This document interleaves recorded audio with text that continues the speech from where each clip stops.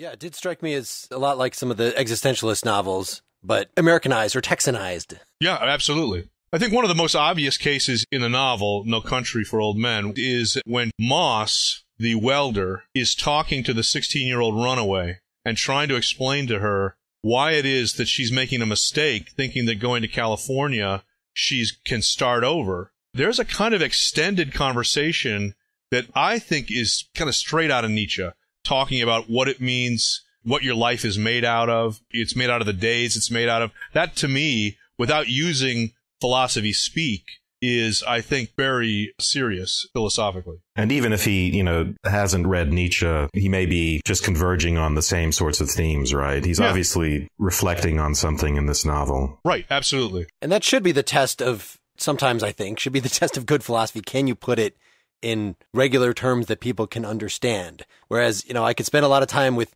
Hegel and the master-slave relationship and things of this, and then I might find 6 months later, like, I don't know if I actually can explain that or even know what the hell was going on exactly. At some level, there's some interaction, but that's not an actual historical fact, and it's not a psychological description. So something that can seem very profound can float away when it's in that language. But when you put it in a concrete situation like this, one of the powers of this is that even with these ethical dilemmas, it's much different if you're giving an abstract, there's a guy on the train track and you can save him by pushing another guy on the train track.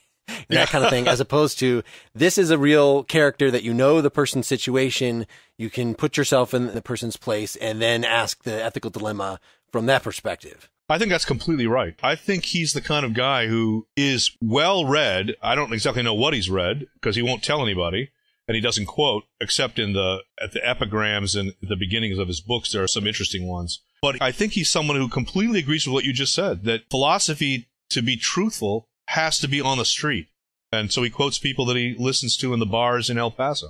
Yeah, and the point of departure for this novel is a very everyday concern. You have this character, Belle, who's concerned about aging and regret. And that's sort of the initial surface theme. And of course, it goes deeper. Do we want to give a quick synopsis, or do we want to expect that everybody's at least read the book or probably seen the movie? I'd give a synopsis because if you've seen the movie, you haven't exactly read the book. Right.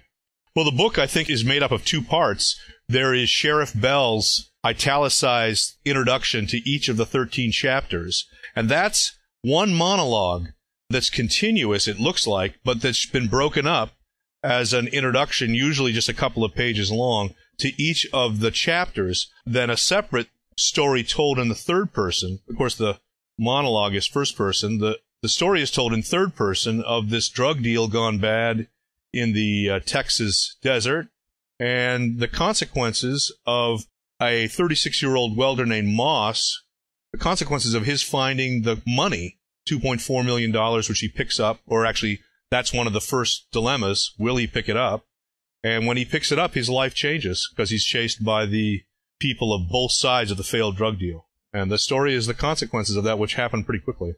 And did I hear that this was written as a screenplay?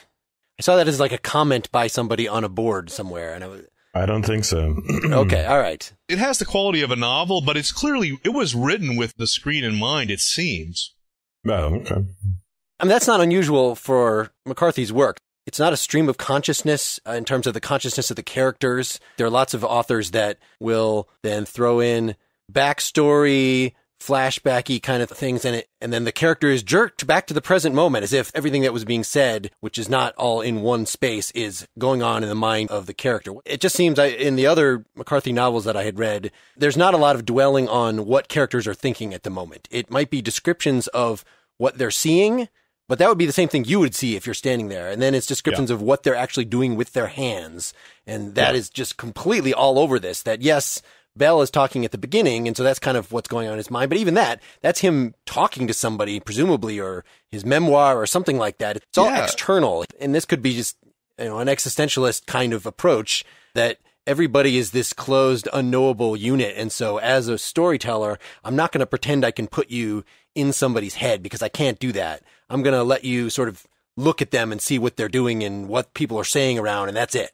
I like that. I like the idea that what's inside is definitely a puzzle. But the only problem I have with, if I understood what you said about existentialism, is I think a good bit of the novel is meant for you to figure out what's in their head. That's part of the puzzling way in which he writes, as opposed to it being something you can never reach. He's trying to set up the issue of answering the question. For instance, in the case of the real villain hero of the book, Sugar, what makes him who he is? What's in his mind? How does he understand the world? So that's the only thing I would add. That it's not that it's a blank that nobody can reach, their inner thoughts. I think he wants you to try to put it together. Yeah, so we should say that the secondary text that is all lurking here in our understanding is Eric's essay on this. But yeah, I think 2 years ago I gave it as a lecture in St. John's out in Santa Fe. And then I also gave it a few months later as a lecture in a political theory colloquium here on campus at Michigan State. It's a promise-keeping after the death of God, No Country for Old Men. Right. By the way, if we're giving a synopsis, there would be at least two things one should add. That story of the failed drug deal could be just a pedestrian detective story or a shoot 'em up, but I think what makes it especially interesting is two additional things. That one side of the drug deal, the American side, has this loose cannon, Anton Sugar. And he, I think, is an extremely interesting character who rises above anything that would just be part of the regular drug scene. And so trying to figure him out is, I think, really one of the big purposes of this book, trying to present Sugar's new way of thinking in the world. And then secondly, Sheriff Bell, who represents the World War II generation. He's the guy doing the monologue that introduces each chapter. He's also a character in the story. And he never really accomplishes anything very much. He's always on the scene too late to make a difference. And at the end of the story, he chooses to quit. And I think the monologue is an explanation of why he chose to quit. So then just to finish, the story is the failed drug deal, the 36-year-old welder Moss, and his decision to take the money from the drug site that he found in the desert, and the consequences for his life. But it's also trying to figure out who this Anton Sugar is as a new man in the new world after the death of God. And it's also some reflection on Sheriff Bell and the old world that's passing away and why he quit. At least those things. So we're not going to make you give your whole essay here. Yeah. So yeah, this paper of yours, Eric, we can make available. I understand it's not been published yet, so we can't just link to it on the web, and you're seeking publications, so we can't actually publish it ourselves, but we can make it available on the member portion of our site. Yet another reason for people to go sign up for that. Great. I did find it very interesting looking at that, just the way that you oriented it. I knew this was taking place somewhere in the early 80s, late 70s, right? It's actually 1980. 1980. Is that actually stated, or how did you know that? Because Sugar throws the coin in the air when he runs into that proprietor at the gas station. And he says, this coin has been traveling 26 years to get here. And he gives the date of the coin. The coin is 1958. So it's not like at the very beginning of the book it says, it's 1980, and here's things that are going on. Like, that's not the style of the book. That is not the style. It just, here's some action, here's some people doing some stuff. But they refer a couple times to, like, oh, were you in Vietnam or something? And I was trying to figure out from them there what the timeline was. But according to your paper here, that all the three younger main characters are Vietnam vets, and that explains really what the death of God is for that. That's such a horrible part of the American experience, and especially the experience of the people that had been there. That explains quite a bit why they act the way they do. Whereas Sheriff Bell from the previous generation was a World War II guy. And, so just knowing that, since those have such iconic meanings for us, World War II is the good war. It was the morally clear war that we knew what we were supposed to be doing, and Vietnam was not so. Right. There's a very interesting orientation that comes from the Bell monologue. And that's where Sheriff Bell tells a story about his being in World War II. So that's his experience.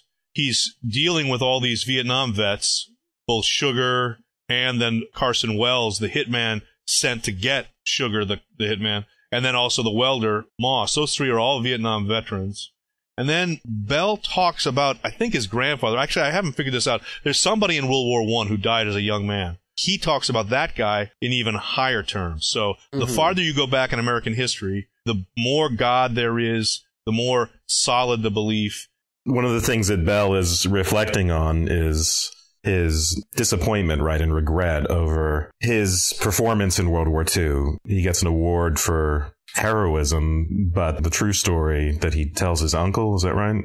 It's his uncle. Is that he actually ended up running from the Germans, and he's regretted that all his life. I think that's one of the sort of motivating features of this ongoing reflection of Bell. And then the other related one is his being disconcerted and afraid of, for one thing, the kind of new level of violence that people are seeing in the American Southwest with these drug cartels and this horrible violence, but also just the typical concerns of someone who is aging and seeing younger generations and the sense that they have no regard for tradition. So he mentions, kids with green hair and wearing bones in their noses.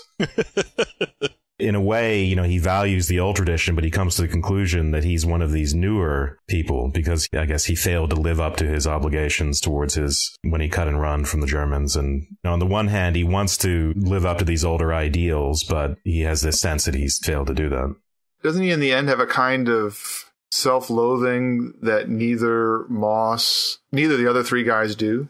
At least self-disappointment. Maybe self-loathing is too high. Right. Because remember, he's still married, really happily married to someone who he considers his soul, so it can't be that bad to be in retirement with Loretta. But yeah, he's really disappointed, deeply disappointed. I think he concludes that he should have died staying with his men in Germany. Yeah. Yeah, I mean, that would have been the proper, honorable thing to have done. That's what he thinks his grandfather would have done. Exactly. So you would say that he wouldn't disagree that that's what he should have done given his own soul, but that he's disappointed in that characteristic of himself because he thinks he ought to be more like his grandfather? Well, I would say, like many things in the book, it's ambiguous. He says, people think that I'm a man of a different time, but I'm a man of this time. Right. I think in that section. And he's basically saying, grandfather lived during a different time. He had a different way of dealing with things. And you might look back and think that I'm from a different generation, but I'm not. I'm of this world now and not of some former world or some hypothetical world. And part of what he's doing there, he's reflecting right on his failure to pursue Shigur. And, he retires and gives up on that instead of trying to pursue him to the bitter end. And he's sort of afraid of that in a way that echoes his fear in the dark in World War II while he was waiting for the Germans, thinking that all of his men had already died. Right. He's repeating. Yeah. And that shows you how strange the moral principle is, because what Bell is struggling with is they had been defeated, and he had every reason to believe all his squad, they were dead. But he felt he had the obligation to stay there and die with them. So it's this weird thing, not just that he'd risk his life, because Bell is willing to risk his life like the best of them. But in this particular case, he expected they were all dead, and he left them. That's what upset him. Well, he does say, it's ambiguous, I think, about the dead, because he says, and in my book, this is page 121, he says, I could hear some of our men groaning, and I sure didn't know what I was going to do come dark. He stays with them until dark, and then he runs. Yeah, that's good. And he has the right to, presumably they're all close to death, but I think there's that uncertainty about whether he could have saved people may be part of his regret. Yeah. I think just to try to give some more precise definition to the death of God phrase, which is a Nietzschean phrase, and probably doesn't really, strictly speaking, fit, the main thing is a loss of faith. He sees what's happening with each generation, this is Bell, and himself as well, is a loss of faith in God, and therefore an inability to make promises that they keep to their death. And that's what he sees, all this strange stuff coming up, which makes the world worse, he, I think, sees as a consequence of that loss of faith.